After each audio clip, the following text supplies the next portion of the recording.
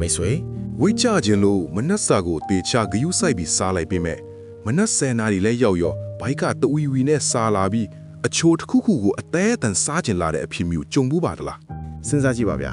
မနက်လင်းတာနဲ့ဒီနေ့ကစပြီးငါအစားတော့တေချဆင်ကျင်တော့မယ်လို့တန်တိထန်ချလိုက်တယ်ဒါနဲ့ကျမ်းမာရေးနဲ့ညီညွတ်မယ်ထင်တဲ့ပေါင်မုံဂျန်ကဲလေးစားမယ်တစ်တီးဖြောက်ရည်လေးတောက်မယ်ဒါမှမဟုတ်အုတ်ကျွန်းနဲ့တစ်တီးတွေထည့်စားမယ်မနက်စာဆိုရင်လေဝိတက်မှာဆိုလို့အကျော်လုံးဝမပါတဲ့မုံဟင်းကားလေးပဲစားလိုက်တယ်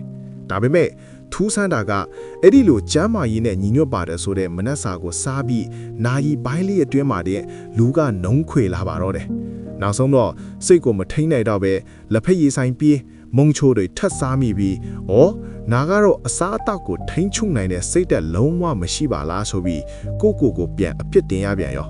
ကဲဒီနေရာမှာတဲ့အတွက်စိတ်သက်သာရစေမယ့်အမှန်တရားတစ်ခုကိုပွင့်လင်းပြောပါရစေတင်မနက်10နာရီမှာဘိုက်တွေဟာပြီးမုံတွေအတင်းစားချင်နေတာဟာတင်အပြင်းကြီးလို့မဟုတ်တလို့တင်မှာစိတ်သက်ပြော့ညံ့လို့လည်းလုံးဝကိုမဟုတ်ပါဘူးတကယ်လက်တွေ့မှာထင်နေတာကတင်းရဲ့ခန္ဓာကိုယ်ဇီဝကမစနစ်ကြီးဟာတင်မနက်အိယာထားချင်းစားလိုက်တဲ့အဲ့ဒီကျမ်းမာရေးနဲ့ညီညွတ်ပါတယ်ဆိုတဲ့မနက်စာအမားကြောင့်ဟော်မုန်းတွေကမောက်ကမဖြစ်သွားလို့ပါအဲ့ဒီမနက်စာကတင်းကိုအစားတွေအတင်းစားရအောင်တွန်းအားပေးရုံတမကတင်းခန္ဓာကိုယ်ကိုတနေကုန်အစီထိုးလွှမ်းတဲ့အခြေအနေတွေကိုအလိုအလျောက်ဆွဲသွင်းသွားလို့သာဖြစ်ပါတယ်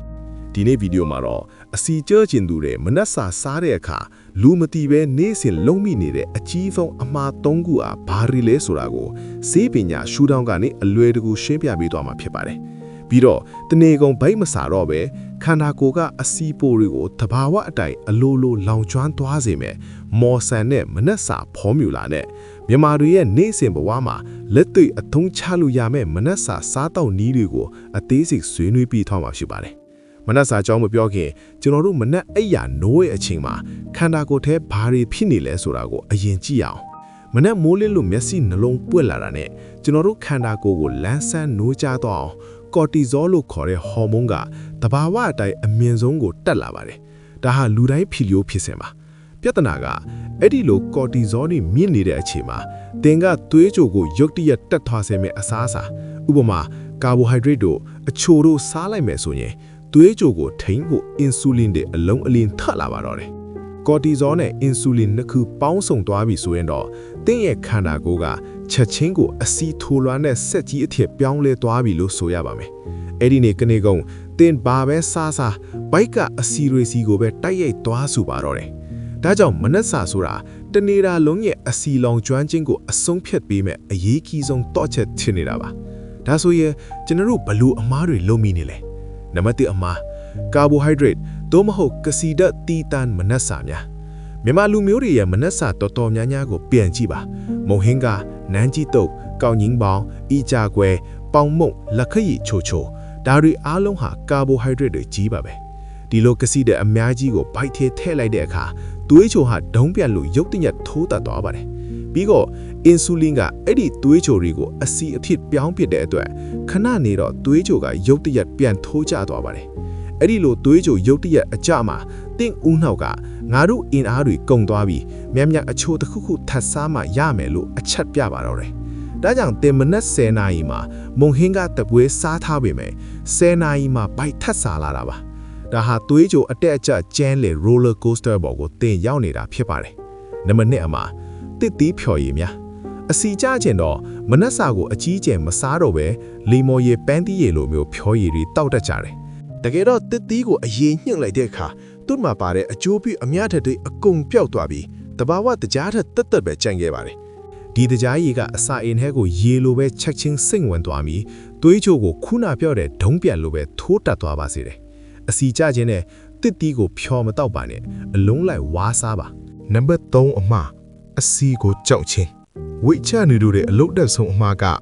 ကြက်ဥစားရင်အညစ်ကိုလွှမ်းပစ်ပြီးအကာပဲစားတာစီလုံးဝမပေါအောင်ရှောင်တာတွေပါတကယ်တော့မနက်ခင်းမှာသွေးကြိုမတက်အောင်အထိန်ပေးနိုင်ဆုံးကအစီပါပဲကျမ်းမာရေးနဲ့ညီညွတ်တဲ့အစီမပါတဲ့မနက်စာဟာတင့်ကိုခဏလေးနဲ့ပြန်စားစေပါတယ်ကြက်ဥညင်မှာဗီတာမင်လေးအပြည့်ပါတယ်လို့တင့်ကိုအချိန်အကြာကြီးဗိုက်ပြည့်နေစေတဲ့အစွမ်းတက်ကြီးရှိပါတယ်ကဲပြဿနာကိုသိပြီဆိုတော့ဘလို့ပြင်ကြမလဲဝ ဝိတ်ချခြင်းတို့တဲ့အတွက်မနက်စာဖော်မူလာကအရန်ယူရှင်းပါတယ်သွေးကြိုရုပ်တရက်မသက်စေမဲ့အရာတွေကိုစားရပါမယ်အဲ့ဒါတွေကတော့1 protein ကိုအခြေခံပါမနက်စာမှာမထိမနေပါရမှာကအသားဓာတ်ပါချက်ဥဘဲဥပဲပြုတ်ချက်သားပြုတ်စတာတွေပါ protein ဟာတင့်ကိုအချိန်ကြာကြီးပိုက်ပြည့်နီးစေပြီးသွေးကြိုကိုတည်ငြိမ်စေပါတယ်အထူးသဖြင့်ချက်ဥဟာမနက်စာအတွက်အကောင်းဆုံး super အစားအစာပါပဲမနက်စာမှာ protein 30 gram လောက်ပါဝင်အောင်စားပြီးရင်ကနေဒါလုံးအချိုစားခြင်းစိတ်ကိုတိတိတသားလျော့ကျသွားစေတယ်လို့ဆေးပညာလေ့လာချက်တွေကဆိုပါတယ်။နှစ်ကျန်းမာရေးနဲ့ညီညွတ်တဲ့အဆီထည့်ပါ။ချက်ဥညစ်ကိုလွှဲမကစ်ပါနဲ့ဗျာ။ထော်ပတ်ဒီတန်လွင်းစီမြေပဲလိုမျိုးကျန်းမာရေးနဲ့ညီညွတ်တဲ့အဆီတွေကိုမနက်စာမှာထည့်စားပါ။ဒီအဆီတွေကတင့်ခန္ဓာကိုယ်ကိုအဆီကိုလောင်ကြံဖြစ်သုံးဖို့တင်ကြားပေးလိုက်တာပါ။3အမြင်ဓာတ်နဲ့ပေါင်းဆက်ပါ။အရွက်တော့ခရမ်းကျင်ဒီတခွားသီးလိုစတဲ့အမြင်ဓာတ်တွေကိုထည့်စားပါအမြင်ဓာတ်ကအစာစိမ်းမှာရေရောက်လိုက်တဲ့အတွက်ဘိုက်ပိုပြည့်စေသလိုသွေးကြိုတွေသွေးထဲကိုမြန်မြန်နှရောက်အောင်လဲတောက်စီပေးပါတယ်ဒီလောက်အလို့များတဲ့မနက်ခင်းမှာကြက်ဥတွေထောပတ်သီးတွေဖြင်းစင်းဖို့အချိန်မရှိဘူးလို့တင်တွေးကောင်းတွေးနေပါလိမ့်မယ်ရပါတယ်โอเคတယ်ကျွန်တော်တို့မြန်မာတွေနေ့စဉ်စားနေကြတဲ့အစားအသောက်တွေကိုပဲနည်းနည်းလေးပြောင်းလဲလိုက်ရုံပါပဲဥပမာ